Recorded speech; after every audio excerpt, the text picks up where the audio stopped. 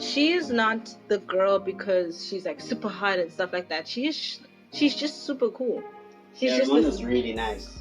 She's nice. She's effortlessly. Oh my goodness, effortless. Oh my word. Okay, wait. I'm sorry. Apparently I have a crush on Ramona, so I can't speak when I talk about her. Let's try this again. She is effortless. Oh my word.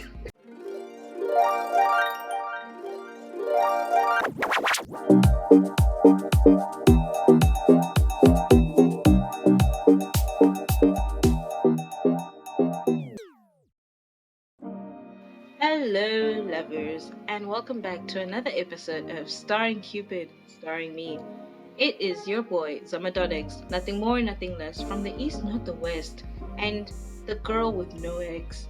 And today's episode is particularly special for two reasons. Firstly, this is our first non-romantic movie subject, and it just so happens to be one of my favorite directors. And then secondly, we have our first official Starring Cupid guest, our friend, our producer from the studio that brought you Battlefield. Welcome to the studio, Samkelo Ngema. Thank you for having me, Zama. I'm always here though, but it's an official welcome for you guys. Yeah, no, Sam's the person that I talk to in case anyone thought I was just sitting somewhere talking to myself. Sam is the one that I'm the one who's taking it in for all you guys. It's your turn now. I'm so sorry. Professionally. Anyway, so the reason why we brought Sam in, because firstly, we are big fans of the movie that we're talking about. Yeah, I really love Scott Pilgrim. It's the greatest. Edgar Wright is great. My guy, my dude. And it was important for me to bring Sam in, not only as our producer, but because Sam is one of those people that hates romantic movies. Yeah, and I produced this show, so you can imagine how fun this must be for me. The irony. The jokes write themselves. And I thought I'd bring him in to talk about a movie that he supposedly enjoys, that supposedly has romance. Well, I mean, I don't hate romance, Zama, okay? They're just hard to find, and, so I have to kiss a lot of frogs to find the great movie, and Scott Pilgrim is just one of those princes, I'm sorry, I imagined Michael Cera as a Disney prince, and it just, my mind... He actually would be really meta. Don't talk... Let's Anyway, this is about Scott Pilgrim. This is about Scott Pilgrim, but most importantly, it's about the wonderful relationship in Scott Pilgrim between Ramona Flowers and Scott Pilgrim. Can't wait to get into it. My queen, Ramona Flowers. I'm sorry. Let's get into it. Ramona and Scott.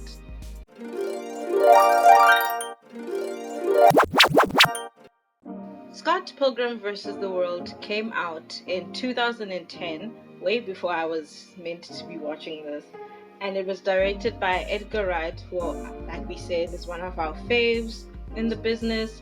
You know him from movies like Shaun of the Dead, Hot Fuzz, Baby Driver, so on and so forth.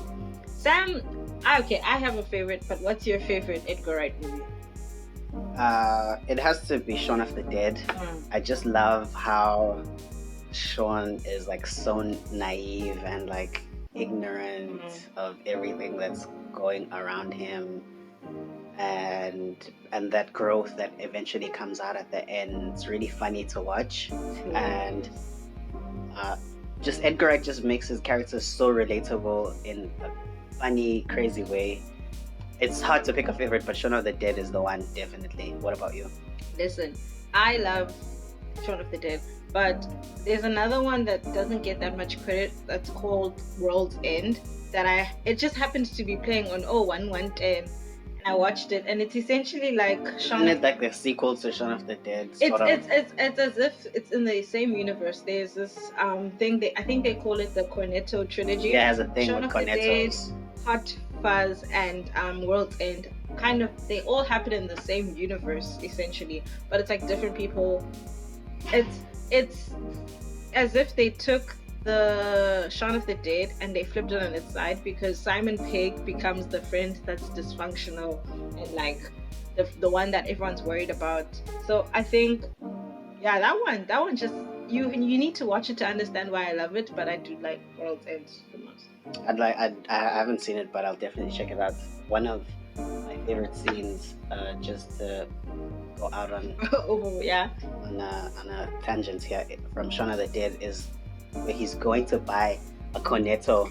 Oh my gosh! He's going to buy a cornetto and he's just walking on the streets and he pays no attention to what's going around him. There's literally blood everywhere. On the glass. A crashed car he slips somewhere. On blood. Do you get me? An actual zombie stops him and he thinks it's a homeless man. And he's just like, no change. I don't have change. Oh my gosh. And yeah, that's cornettos, Edgar Wright and cornettos. I don't know what he was going through. But yeah. Well, now that you've gone on the tangent, I have to go on the tangent. My favorite scene in both Shaun of the Dead and it happens in Hot Fuzz, I think.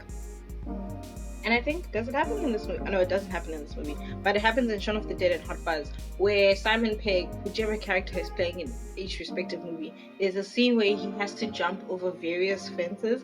And in Hot Fuzz, he does it like instantly with like no issue because he's meant to be like the super cop. But in Shaun of the Dead, as he hits the first one, the fence itself falls. I like how Edgar Wright like keeps that joke alive. I love running gag. Yeah, Edgar Wright is really an amazing director and his style is so prominent in his movies. You can see it a lot in Scott Pilgrim, the way the edits transition, and it feels very it gives you the comic book feel, comic book video game feel, and I love it so much. When I was researching this, I found out that this is the first time he was adapting a comic book into a movie, and it felt like a match made in heaven because, like what you just said, Edgar's directing style was kind of made for this because he already has the like fast-pacedness, and the animation just made it 10 times more Edgar Wright, but it already had the fast-pacedness. It was the hilarious action sequences, male characters going from losers to quirky characters. Everyone is so quirky. I love it. Yeah, it's very that good old British comedy, and then they came and they mixed it with Canadian comedy, and it's just love it. Works very well and we got Scott Pilgrim. Yeah, thanks to him and Michael Bacali for writing such a funny script and such a funny story. Bacali is he's written for movies such as Project X, 21 Jump Street, and then 22 Jump Street. So when I saw that, I was like, okay, there was no way this movie wasn't going to be hilarious.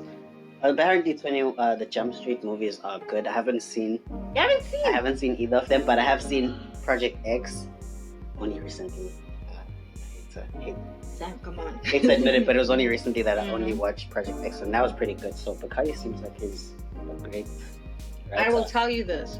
You're not missing out much if you don't watch 21 Jump Street, but if you do watch it, it's enjoyable. That's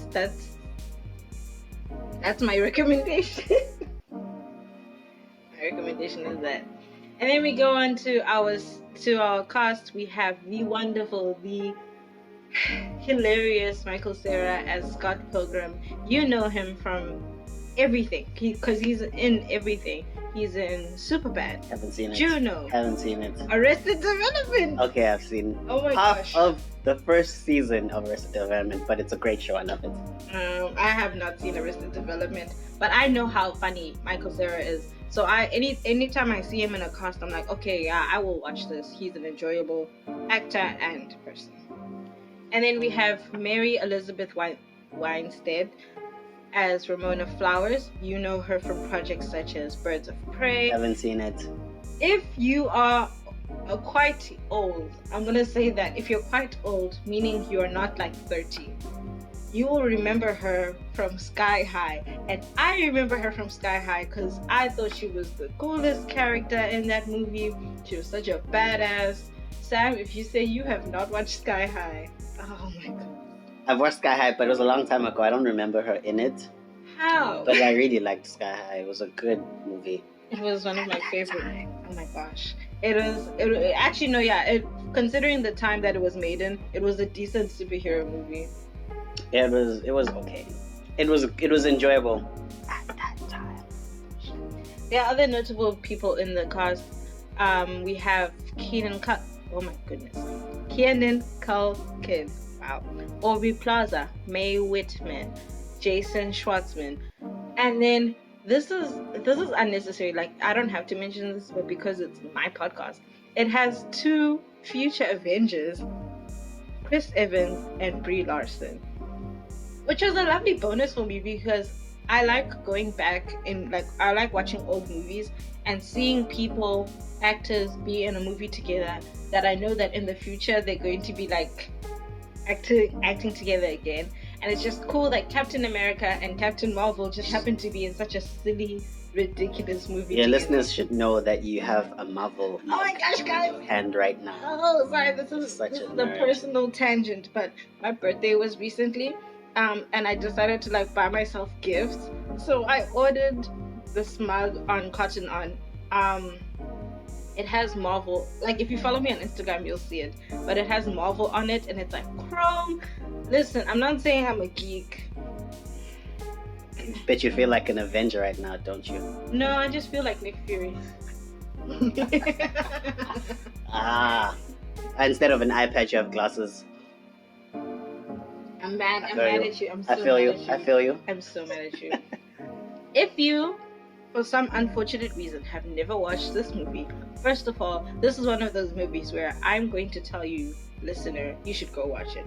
I don't know where you have to watch it. I don't know where you'll find it, but if you ever get the chance, seize the opportunity because this movie is worth it. But if you haven't watched it, the basic plot is a regular bass-playing man has to defeat a league of 7 deadly exes to win the heart of his new girlfriend.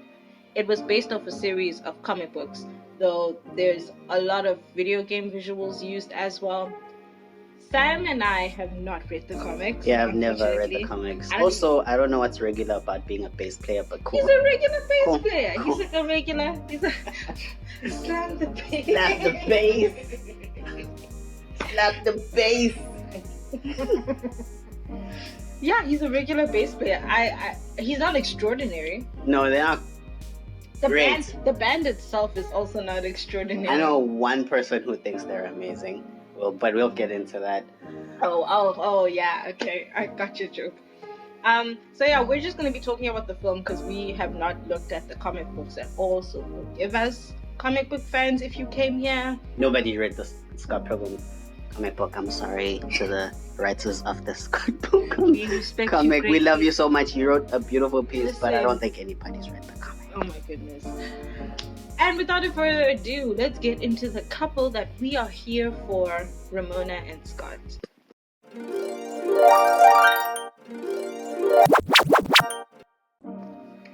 Okay, so I chose this couple because I wanted to speak about their story almost outside of the ridiculousness of the circumstances that they're in. So I tried not to mention the exes or the fighting or the video game stuff. I want to focus on Ramona and Scott. And Ramona and Scott, as a couple on their own, they give me that she's out of my league vibe trope that they usually put in romantic movies, which we see, but we see it mostly in nerdy movies, where the girl will just be so perfect and like this lovely person, this unattainable person, and the leading male is kind of like this shaky, weak, pathetic. Okay. Let's just call it what it is, okay? All beauty pathetic. Wow.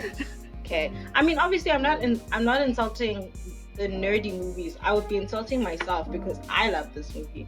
But we do see it a lot, and I think it's because they want, if at the end the girl is the goal, they want the girl to be this girl that's just worth everything that this man has to go through. And I mean, which is usually not even worth it. It's really not. Especially in Scott's case, but any other time, it's really not. But I feel like Ramona is different because she is not the girl because she's like super hot and stuff like that. She's just super cool. Ramona's really nice. She's nice. She's Oh my goodness. Effortless. Oh my word. Okay, wait. I'm sorry. Apparently I have a crush on Ramona, so I can't speak when I talk about her. Let's try this again. She is effortless. Oh my word. Effortless. Oh my gosh. Effortlessly. Thank you. Continue. The things that producers are here for. She's cool. She's cool like that. She has this like presence and this swagger.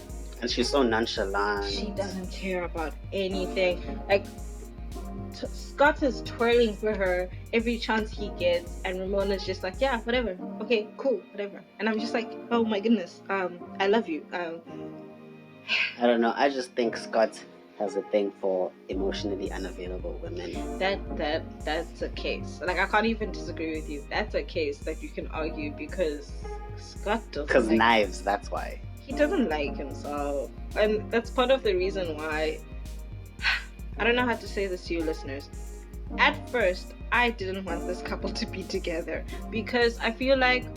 Because Scott is pathetic. Not because that only. I feel like they both have problems. Scott has a lot of problems, but I feel like they both had problems, and I wanted them to sort them out first before they came together.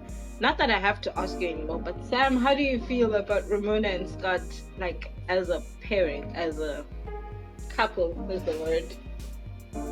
To a very much large extent, I agree with you in that it shouldn't have happened. Oh wait, my argument is it shouldn't have happened in the first half. That's my argument. I do want them to be together. At the end, it made sense. And even the way they met is a bit shaky, man. Okay, it's not so shaky, but Scott literally did investigative research on Ramona. He had to find out what this girl was about. I mean, okay, not like gents don't do that. Is that even normal? Is it okay to say that? Gents don't do that. Okay, you know what it is? Scott did investigative like journalism on her essentially. Yeah. But it wasn't creepy. I think people like, have you watched You? The first episode, yeah. The way he does it, that's creepy. That's stalking. I think Scott just went around asking about her, which gents do. If they're not asking... That's not all he did. Oh, wait, okay, so it got creepy when you ordered that package. It got so weird. It was like... Very weird. There are other ways. There are so many other ways. But otherwise, I mean, he really likes knives, which is really cute. I mean, Ramona. He really likes Ramona. Yeah. And was willing to go through a lot of changes personally to get her, which is, I mean, that was his journey as far as the movie is concerned. But otherwise, I mean, Ramona could do better, man. She did previously 7 times before. Okay, maybe not all of them. Not all of them were great, but not all of them are great. That's one of the reasons why she I felt like Ramona needed to like do stuff before she got together with Scott. Is that Scott was the first guy that she thought was like an actual good boyfriend, and I was like, oh sis, this is not. If this is good boyfriend to you, like, you need to take a break, you need to step back from the situation. And also when you find out that technically she was in an abusive relationship, I was like, oh, okay, then you definitely shouldn't have just, not to say that she shouldn't have, but like, you could have taken some time, because you have dealt with a lot. You know who needed time? Scott Pilgrim. Yeah. He had a year. He saw Ramona once, and the ever so decisive Scott Pilgrim dropped knives. Well, not really. Well, he didn't tell Knives that he dropped her. Dropped knives. He shouldn't have been with Knives in the first place. Dropped knives. But he was. He dropped knives for Ramona, just like that. And that's a bit questionable to me. Not to say I wouldn't do it. Oh my gosh. But, yeah, man, that was a dick move by Scott Pilgrim. I don't know if Ramona should have been okay with that. Okay, I mean, if they really like each other, then it's cool. Oh, that's the thing, they did like each other. But no, this is awkward because when I was making the notes for this thing, I wanted to talk about how Scott falls in love with her instantly, because I thought it was like, okay, this is cute. Like, okay, it was wrong for him to do it while still dating Knives. But Scott has this moment when he first sees Ramona. In the previous episode I called it a God boy moment. I'm trying to find a word for it that's more inclusive, because there's a lot of them in movies that people don't realize. But for now, if we're referring to it as the God boy moment, he has this God boy moment as soon as he sees her in the library, and it's just like, it's game on from that moment. From that moment on, he's like, I'm going to do everything. Even after he finds out about the 7 deadly exes, which, by the way, should like throw everyone off. I don't. It's a bit too much baggage to accept just like that. Especially if the exes are gonna fight you the way they fought Scott. Like, guys, I don't think love is worth all of that. If he likes, Scott really liked Ramona, so to me, I felt like it was sort of justified to go through that much for love. For love, yes. Yes. But I don't know if he really loved her. Day one. That's the thing I love about the gunboy moment. It was the writers setting us up to let us know that, okay, Scott likes this girl, but like, he doesn't just like her, he likes her a lot. They set it up so that we'd understand why he fights the 7 deadly exes, and then I think it's more satisfying, because in the end, usually in a movie like this, if there's a girl, there's a leading man. There's a leading man that really likes this girl. In movies like this, what they usually do is they make Ramona the prize. Like, at the end of this, Scott will get Ramona. And he doesn't, because when he fights for love the first time around, it doesn't work. But then the second time around, when he's like fighting for like self-respect, it works perfectly. I like that they set us up telling us and showing us that Scott really likes this girl, only to not let him get the girl, and then kind of only get her when he respects himself. Which is a great lesson, I would say. It's progressive. Yeah, it is a really great lesson. For an action movie. Changing because you love a person isn't really a great motivator for change. Because like, what do you do when you're not together anymore? That was the thing. My thing with them is that they needed to have individual changes. Like, yes, them coming together kind of escalated the need for them to change, which is great, but they needed to work on those things. And it was really great that Ramona also, we could see Ramona's changes as well, from giving Scott a chance, even though he's a pathetic guy. Being able to get I don't know if I'm using, I don't want to use this term, but I can't think of a better phrase to say it, but get over her abusive ex. Oh yeah. To be able to be with someone who actually cares for you, cares for her. And that was a nice change. Step. Yeah, it was a big step from Ramona. Sorry, that's another thing I liked about this couple, is that everyone was called on their bullshit kind of immediately. Like, throughout the film, Scott's friends call him out on his bullshit about knives, about Kim, the drummer in the band. Like, people were dropping names on Scott. Every time Scott was like, oh no, I'm perfect at relationships, someone's like, okay, but what about this girl? Okay, what about this girl? Yeah, they reminded him that he's an ass. And then Ramona's reminder was the actual physical exes that would control her relationships. Yeah, they were really haunting her relationships, actually. Can you, like, there's one thing of people living rent-free in your mind. There's another thing of people physically stopping. Showing up. Dude. When you're on your dates. Oh my gosh, to the club. And Scott was so okay with it, and that's just another representation of how much he really how far he'd go for Ramona. There was a point where Scott stopped being cool with it after the third ex. I remember that was when you see Brie Larson for the first time. After he defeats the third ex and they go to the club and he starts drinking, he kind of shows the cracks in how he's feeling, where he like asks her, okay, are you sure it's just that? Like, he starts being a dick essentially, and they fight in that moment, and you kind of see, okay, there are cracks in this relationship that you all need to go back and fix before you can come back together. And they do that. I just always want to go back to the fact that whatever wrongs are made in this film, like, they kind of go back and they fix them, and then there's actual closure, like there's actual resolution. Yeah, there is really great resolution to the conflict that shouldn't have existed in this relationship. That shouldn't have existed in the first place. Yeah, and I mean, they do well to solve the problems that they create. But it's really beautiful how the story ends and how they're both able to, you know, start the relationship properly, free from Ramona from her baggage of her previous relationships, and Scott from his immaturity. And yeah, man. Once again, the lessons are not equal, but you know what? I'm not the person writing these stories, so I'm just gonna keep quiet.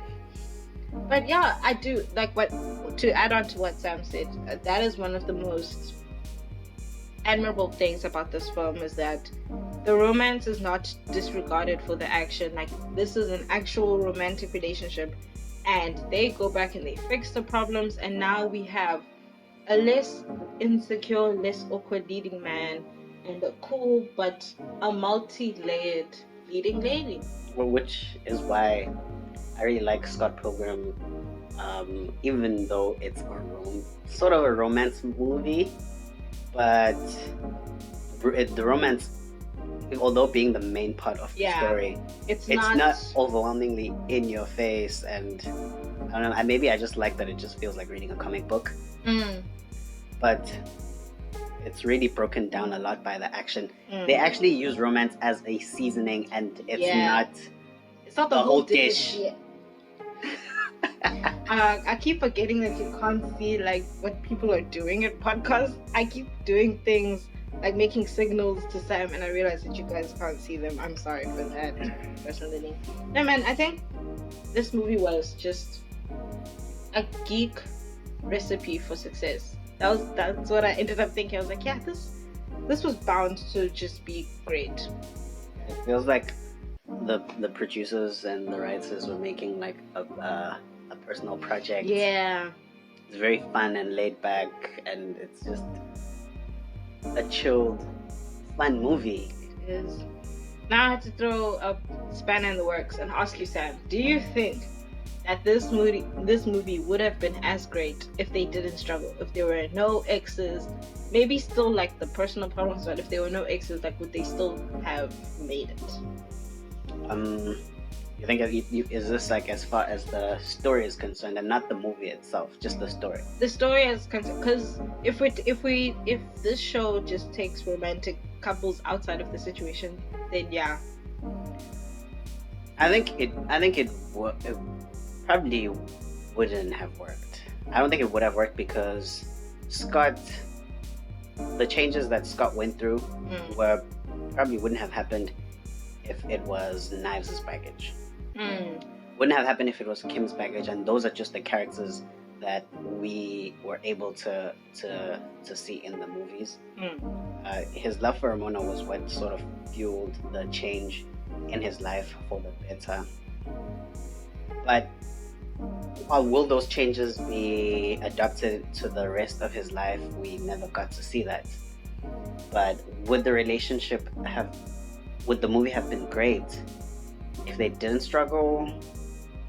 No, like if they not really. Take away all the other aspects, but it wouldn't have been great. It would have been just another will they won't they tension that drags on. I'm laughing because Sam despises those will they won't they stories. And that's kind of like the backbone of romantic comedy. Yeah, I really do not like the foundation that romantic movies are placed on. And yet here you are producing. Life is a true comedian. The jokes, they write themselves.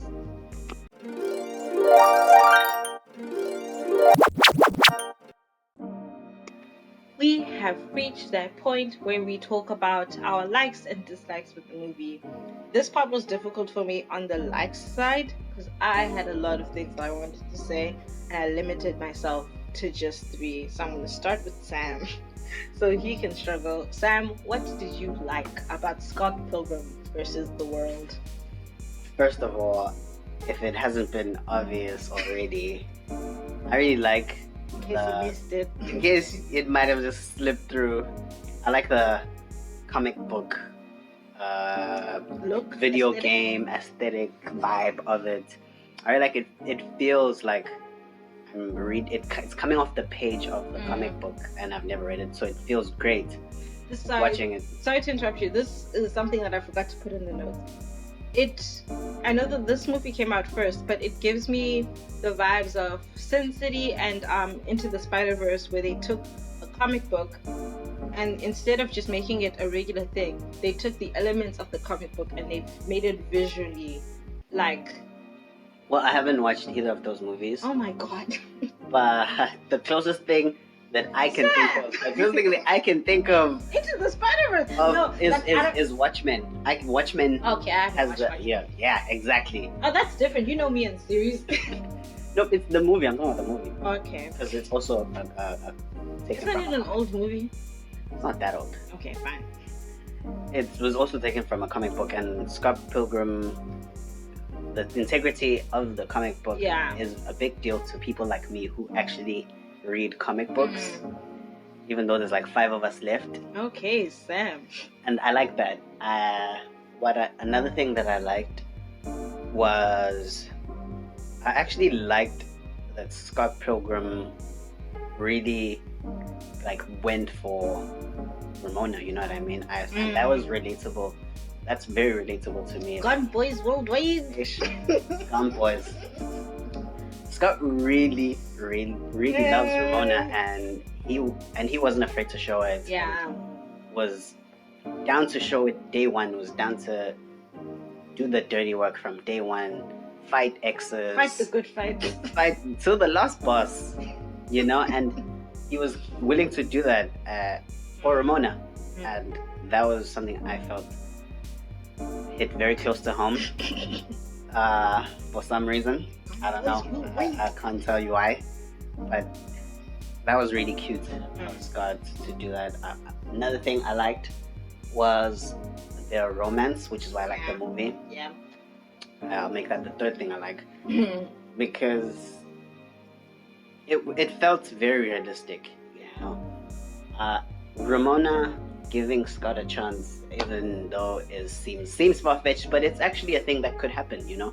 Like, she saw something in Scott and was like, you know, it felt like she was like, you know what? What's the worst that can happen? That was the worst that could happen. When you meet the exes, you kind of understand where she's coming from. She's dealt with a lot. What's the worst that can happen from letting this regular a bass player?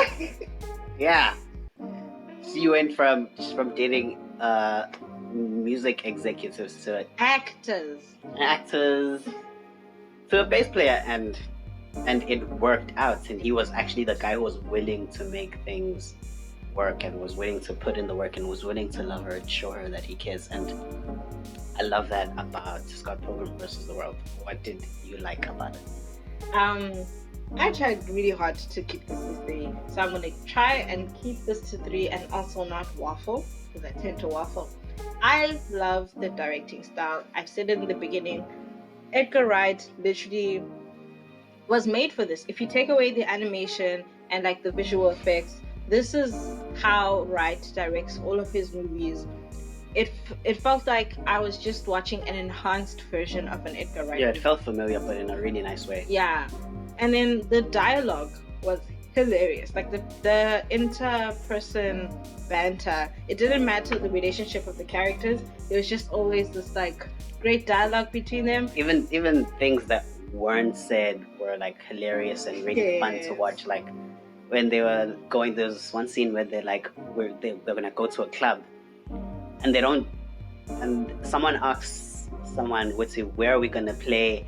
And and the person doesn't finish their sentence, it just cuts to the name of the club, and that's really cool. That's Edgar Wright. Like the subtle things like that are what make Edgar Wright's work so fun to watch. I will tell you my favorite part in the entire thing when it comes to dialogue. My favorite part is when Scott is in the kitchen of his apartment with Wallace, his roommate, who is one of my favorite characters, by the way. Wallace King. He's talking to Wallace, and he's basically complaining to Wallace about, oh no, Ramona has all these exes that I have to defeat. What do I do? He's just feeling sorry for himself. And then Wallace... Can you imagine? Imagine. And then Wallace says, okay, buddy, I think it's time to pull out the L word. And Scott Pilgrim, without missing a beat, says lesbians. Yeah, that was pretty funny.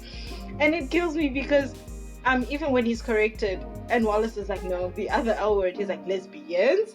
And you think that he's gotten over it until later in the movie when it's time for him to say it to Ramona, and he accidentally just goes, I'm in lesbians with you. And she's like, what? Yeah, Scott Pilgrim is the way he trips over his words and himself. It's funny and relatable. Actually, shout out to Michael Cera. He has a lot of physical comedy that people like. It's very subtle. Like, he'll do small things that are just hilarious. Yeah, he nailed it, and he was great for this role. He was so great. And then another thing that I loved is how ridiculous this movie is. Maybe it's because comic books are usually quite ridiculous because they're comic books. And this movie didn't try to minimize that. They were like, you want ridiculous? We're going to give you ridiculous. Yeah, it doesn't take itself seriously. Yes. Like, the situation is ridiculous. The characters are ridiculous. Special mention to Chris Evans, because I think this is the most ridiculous character he's ever had. From the personality, what's his name? Lucas Lee, the actor guy. From the personality that he had to like kind of get into, his eyebrows are the funniest thing. Anytime I see them or a picture of him with those eyebrows, I burst out laughing. It's just, everyone's ridiculous and they were allowed to be ridiculous. Yeah, he's really funny, and you wouldn't think that Chris Evans could be this funny, but he Captain America is funny, guys. He nailed it. He nailed it. Love that man. Love him for that. But obviously, no movie is perfect. We all have small dislikes, flaws that we found. I'm not gonna lie. I didn't find that many. I didn't have that many dislikes. Once again, I'm gonna ask Sam though, because I don't like that pressure. Sam, do you have any problems? Any peeves? I could say one of the first things is like some of the romantic things about this movie are just like unnecessary about it, you know? It's a bit too romancy for me. I'm kidding.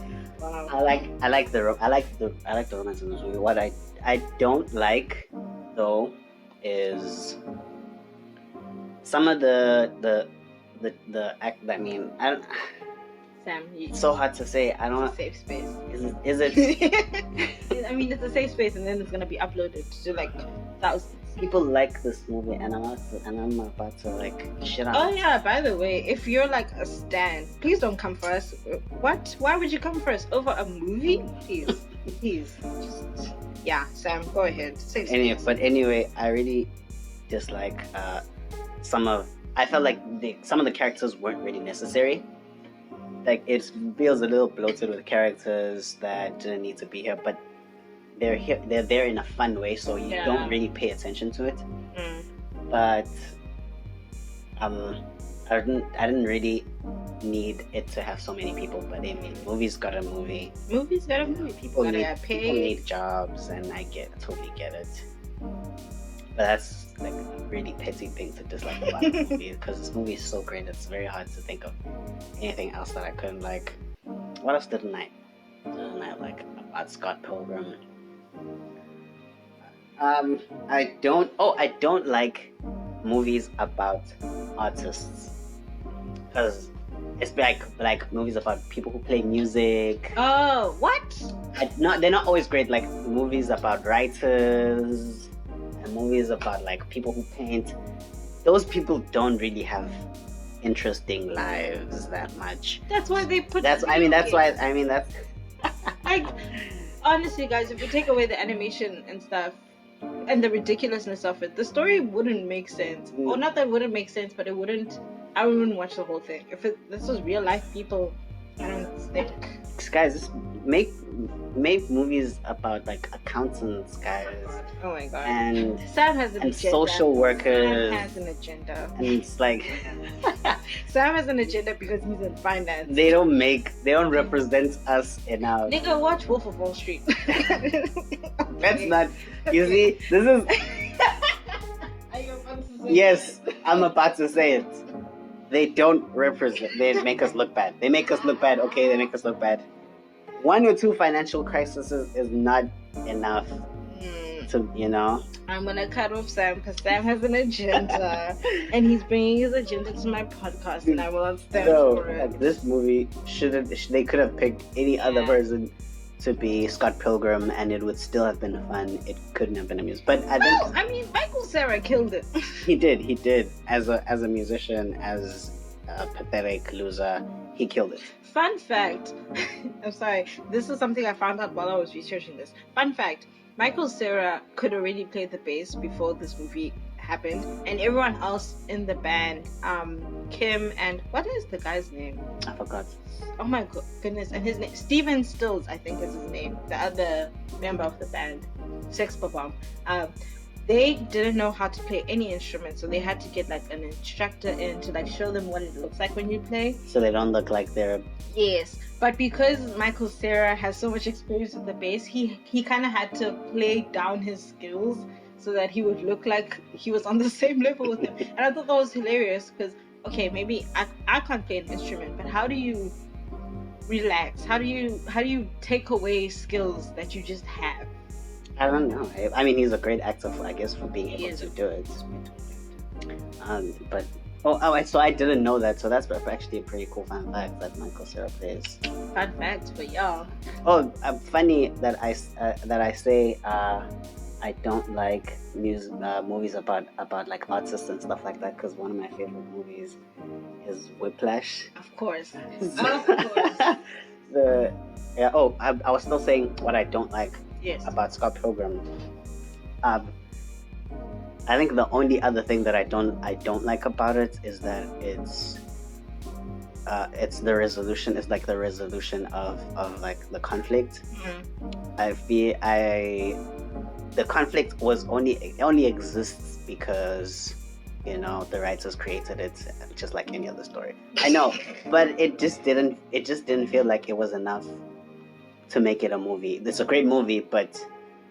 Oh, actually, wow, I hear what you're saying. You know, like, if you were to make the situation, like, really realistic, even though you shouldn't because it's a movie. And it's ridiculous. Ramona would never have agreed to a date with Scott, but I don't know, maybe you could put it on a poll to your listeners, but... It's a gender over, like, realistic. Yeah, man. Once again, it's that nerdy movie structure where it's the unattainable girl and this kind of meek dude. I guess essentially what I don't like about this movie is that it's a romance movie.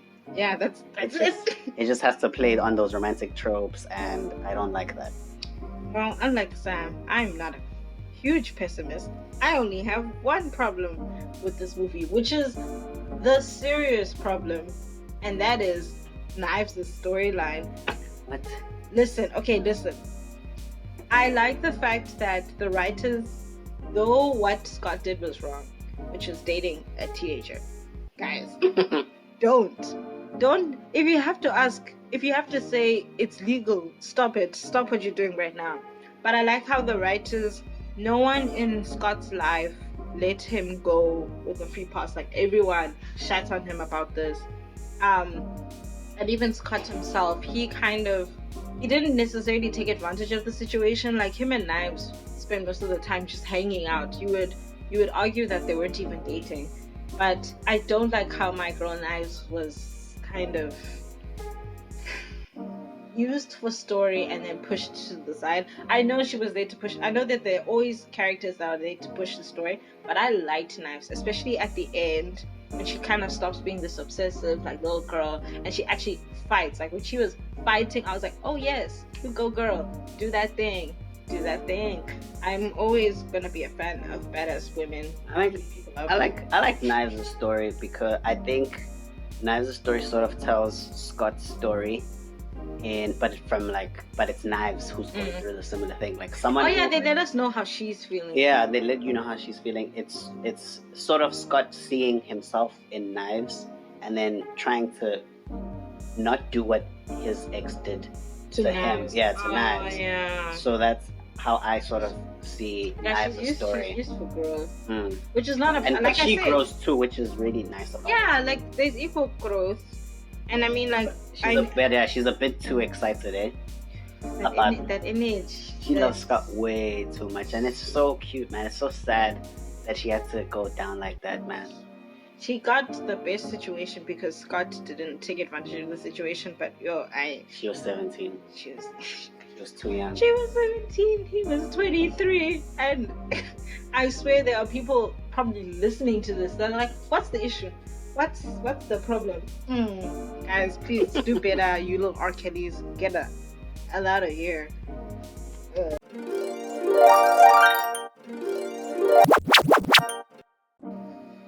We have reached that point of the podcast. Oh no. Oh no. It means it's almost over. It's over? Till next week. Already? Oh my gosh. You know the deal. You know the drill. We are playing Who's Your Fave this week. And I wanted to make it special by making it an Edgar Wright theme this week. And we are looking at two couples that, I mean, they're on opposite ends of the spectrum, but together they kick ass. Yeah, they're worlds apart, but they're great couples. We have in the left corner from Shaun of the Dead, it's Liz and Sean. You know them as the literal only serious couple in the movie. Sean and Liz have been dating for quite some time. And then a zombie apocalypse happens. I can't tell you more. It's a making of a great romance story. You know, don't you think? Just all that romance in the air with the dead flesh. That was disgusting. Anyway, and then in the other corner we have a lesser known couple from the hit Baby Driver. It's Darling and Buddy. If you are not sure who they are, understandable. I didn't know the name of the characters until this morning. I always refer to them by the actor names. But remember, in the first heist, in the beginning of the movie, there's the woman and there's John Hamm. If you don't know who John Hamm is, I'm sorry, Google it, you won't regret it. That lady and John Hamm are together. Where they're essentially like a Bonnie and Clyde-esque ride or die. Ride or die, indeed. My king, my queen in crime. I'm sorry, I just imagined the king here, not queen me.